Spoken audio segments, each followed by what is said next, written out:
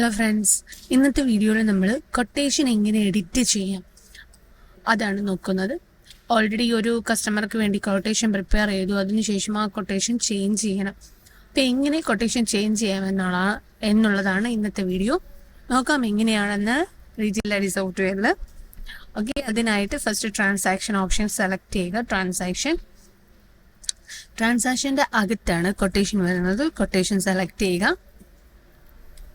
Okay, previous quotation select ചെയ്യാനായിട്ട് get data ഓപ്ഷനിൽ click ചെയ്യുക. ഗെറ്റ് ഡേറ്റ,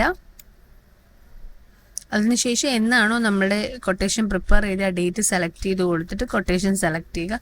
രമ്യ എന്ന് പറയുന്ന ഒരു കസ്റ്റമർക്ക് വേണ്ടി പ്രിപ്പയർ ചെയ്ത കൊട്ടേഷനാണ്.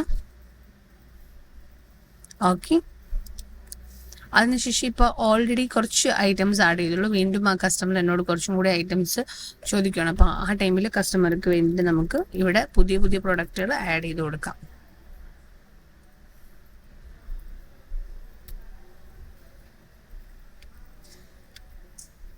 ഇതിൽ എത്ര ക്വാണ്ടിറ്റി ആണോ വേണ്ടത് ആ ക്വാണ്ടിറ്റി നമുക്കിവിടെ ആഡ് ചെയ്ത് കൊടുക്കാം. ദെൻ ആഡ് ടു കാർട്ട് കൊടുക്കാം.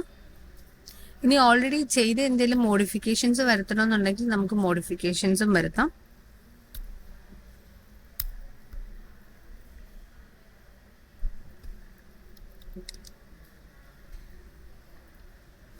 ഓക്കെ, ഇതിൽ പെർമനന്റ് മാർക്കർ അത് ഒരു ക്വാണ്ടിറ്റി ആഡ് ചെയ്തുള്ളൂ, അയാൾക്ക് 5 ക്വാണ്ടിറ്റി വേണം. അപ്പം 5 ക്വാണ്ടിറ്റി കൊടുക്കാം. എഡിറ്റ് ചെയ്യുക. അതിനുശേഷം വീണ്ടും എന്തെങ്കിലും പുതിയ പ്രൊഡക്റ്റുകൾ ആഡ് ചെയ്യണമെന്നുണ്ടെങ്കിൽ പുതിയ പ്രൊഡക്റ്റുകൾ ആഡ് ചെയ്ത് കൊടുക്കാം.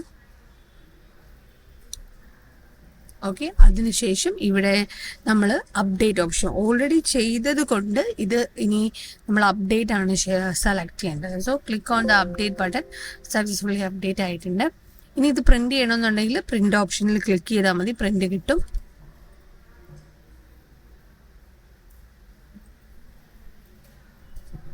ഓക്കെ, അപ്പോൾ ഇങ്ങനെയാണ് നമ്മൾ കൊട്ടേഷൻ എഡിറ്റ് ചെയ്യുന്നത്. ഡീറ്റെയിൽ ഡേറ്റ സോഫ്റ്റ്വെയറിൽ കൊട്ടേഷൻ എഡിറ്റ് ചെയ്യുന്നത്. ട്രാൻസാക്ഷൻ കൊട്ടേഷൻ സെലക്ട് ചെയ്യുക, എഡിറ്റിംഗ് വരുത്തുക, update. Thank you for watching this video. Thank you.